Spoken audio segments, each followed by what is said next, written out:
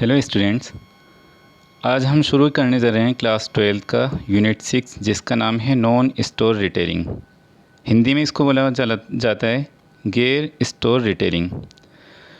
Non store retailing के बारे में आप अपनी पिछली कक्षा में बहुत अच्छे से पढ़ चुके हैं, फिर भी इसमें बहुत सारी नई चीज़ें हैं जो हम इस यूनिट में डिस्कस करने वाले हैं।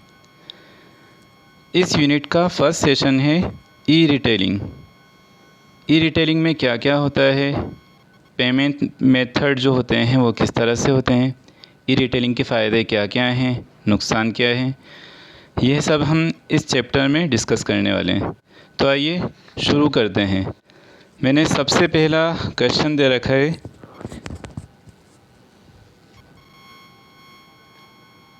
ई रिटेलिंग से आपका क्या अभिप्राय है और ई रिटेलिंग में भुगतान के विभिन्न तरीके कौन कौन से हैं।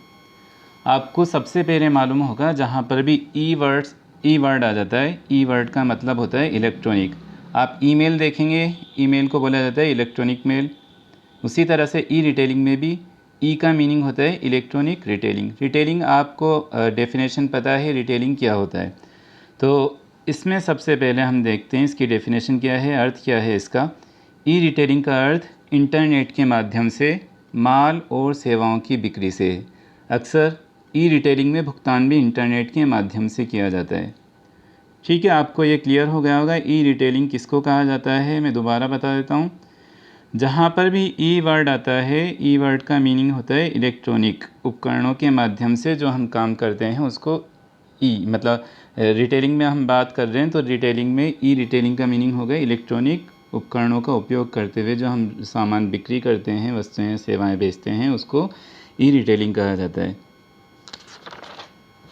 अब इसको और अच्छे से हम देखते हैं।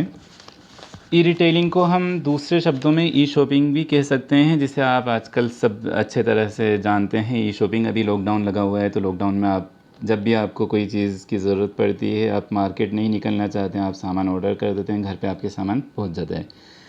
इलेक्ट्रॉनिक रिटेलिंग का मतलब है जो गुड्स और सर्विसेज हैं या माल सेवा जिसको हम हिंदी में बोलते हैं, उसकी बिक्री इंटरनेट के माध्यम से हो रही है। आजकल इसमें भुगतान की इंटरनेट के माध्यम से भी ऑनलाइन किया जाता है। अब ई रिटेलिंग में भुगतान के तरीके कौन कौन से हैं, कौन कौन से डिफरेंट मेथड्स हैं जिसके माध्यम से हम पेमेंट कर सकते हैं। फर्स्ट जो थिंग है वो है कैश ऑन डिलीवरी, इसको शॉर्ट फॉर्म में बोला जाता है COD। सेकंड है बाय चेक, चेक जो आते हैं बैंक से, आपको चेक बुक इशू होती है, चेक से आप पेमेंट कर सकते हैं। थर्ड है डेबिट कार्ड या क्रेडिट कार्ड के माध्यम से। फोर्थ है पोस्टल मनी ऑर्डर। और फिफ्थ है ऑनलाइन पेमेंट, जिसमें आप पेटीएम, फ़ोनपे, गूगल पे, अमेज़न पे, आजकल बहुत सारे इस तरह के ई वॉलेट अवेलेबल हैं जिससे आप पेमेंट कर सकते हो। सबसे पहले हम देखते हैं कैश ऑन डिलीवरी। जब प्रोडक्ट आपके घर पे पहुंच जाता है तब आप पेमेंट कर सकते हैं।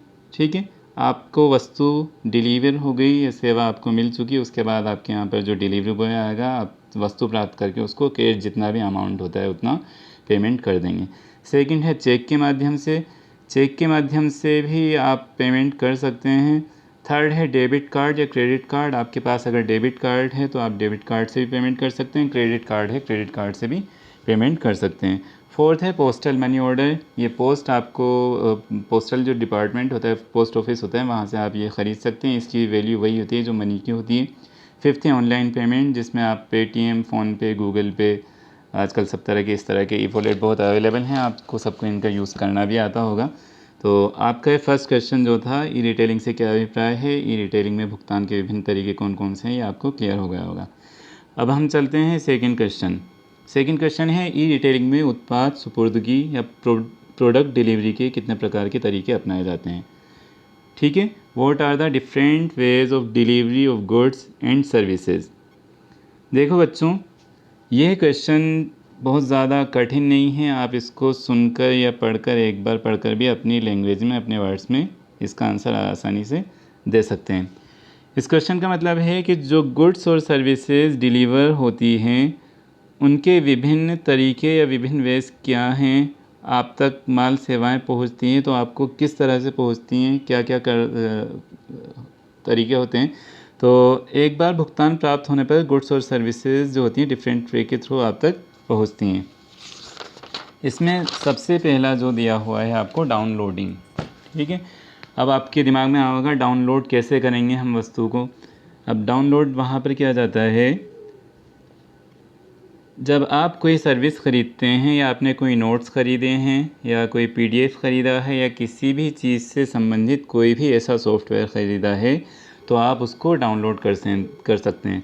जैसे ही आप पेमेंट कर देंगे आपको मेल आ जाएगा और आपको डाउनलोडिंग लिंक भी आ जाएगा या आपको कुछ कीवर्ड्स दे देंगे कि आप ये कीवर्ड्स डालकर आप आपका प्रोडक्ट या आपने जो सर्विस लेना चाहते हैं वो आप डाउनलोड कर सकते हैं। सेकंड है आपके ड्रॉप शिपिंग। ड्रॉप शिपिंग का मतलब ये होता है कि यहाँ पर थर्ड पार्टी इंक्लूड होती है। अभी हमने SCM पढ़ा था लास्ट यूनिट में, तो उसमें हमने थर्ड पार्टी पढ़ी थी। जो चैनल होते हैं डिस्ट्रीब्यूशन चैनल, तो उसमें थर्ड पार्टी होती है, वो क्या करते हैं सामान को डिस्ट्रीब्यूट करने का काम करते हैं। तो यहाँ पर जो ड्रॉप शिपिंग है यहाँ पर थर्ड पार्टी इंक्लूडेड होती है जो रिटेलर और कस्टमर के बीच काम करती है।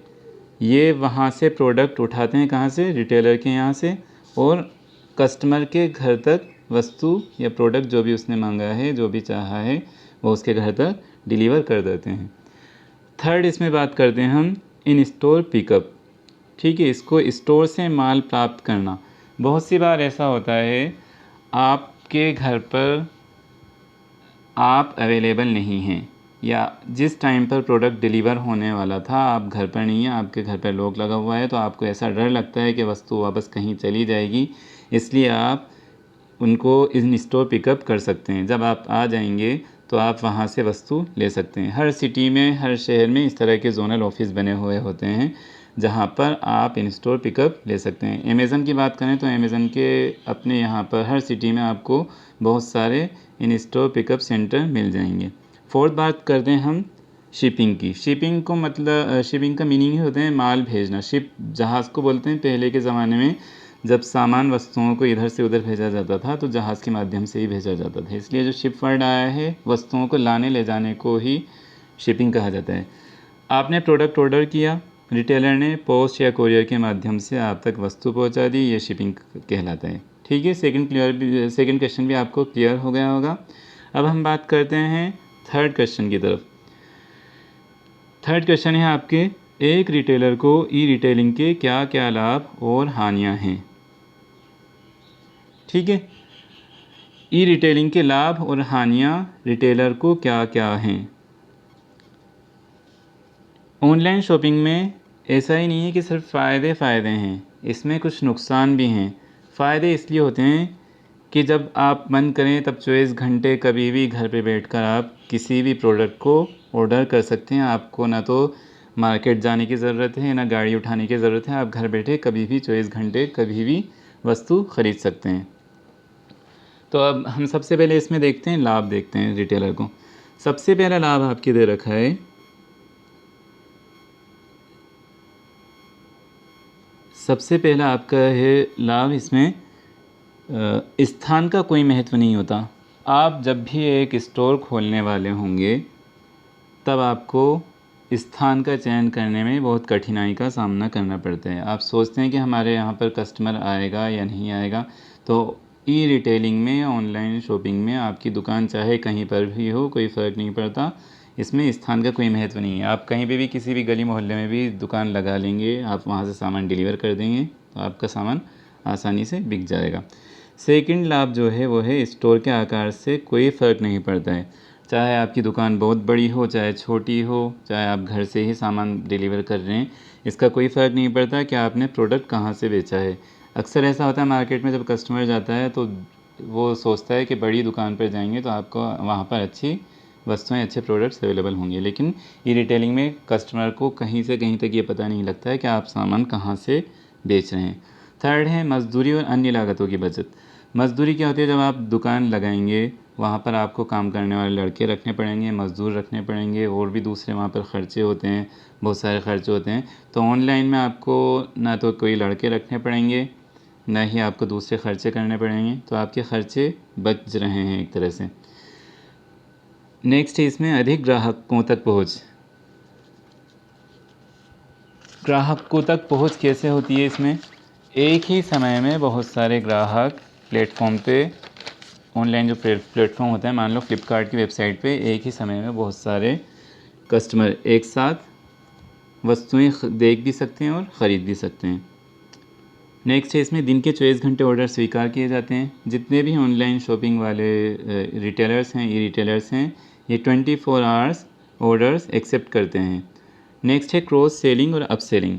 अब ये नई चीज़ है, ये टिपिकल वर्ड हैं, हमने क्रॉस सेलिंग को प्रीवियस यूनिट में भी पढ़ा था। तो क्रॉस सेलिंग को एक बार हम दोबारा पढ़ लेते हैं।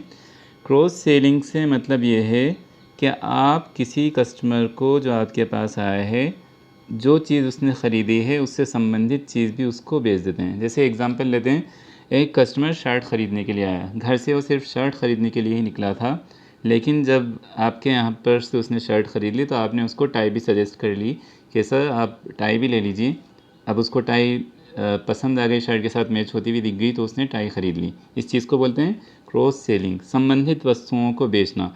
और अप सेलिंग क्या होता है? अप सेलिंग भी उसी तरह की टर्म है। अप सेलिंग में वस्तु के या प्रोडक्ट के स्टैंडर्ड को बढ़ाकर बेचा जाता है। मान लो एक कस्टमर है जो अभी तक 10 रुपीज़ का बिस्किट आपसे ख़रीदता था, आपने धीरे धीरे उसको सजेस्ट किया कि आप पार्ले का प्रोडक्ट लेते हैं, ब्रिटानिया का प्रोडक्ट लेते हैं, आप ऐसा कीजिए नेक्स्ट टाइम पर गुड डे बिस्किट ले लें, आपको ये 30 रुपीज़ का पड़ेगा। तो आप क्या कर रहे हैं, उसका स्टैंडर्ड बढ़ा रहे हैं, मतलब उसको क्वालिटी के साथ साथ नया ब्रांड भी दे रहे हैं। तो ये कहलाती है up selling.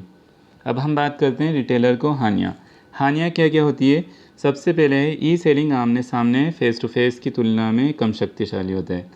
Face to face में क्या होता है, हम प्रोडक्ट को ख़रीदने से पहले अच्छी तरह से चेक कर लेते हैं, जो भी दिमाग में हमारे डाउट होते हैं क्लियर कर लेते हैं। वहाँ पर जो सेल्स रिप्रेजेंटेटिव होता है उससे प्रोडक्ट के बारे में पूरा पूछ लेते हैं कि इससे हमें क्या, इसके क्या फ़ीचर्स हैं, क्या हमको नुकसान होंगे, क्या फ़ायदे होंगे। तो इसमें ई रिटेलिंग में कस्टमर को इस तरह की या रिटेलर को इस तरह की बहुत सारी परेशानियों का सामना करना पड़ता है, क्योंकि कस्टमर को चीज़ पसंद नहीं आती, वापस आपको रिटर्न कर सकता है।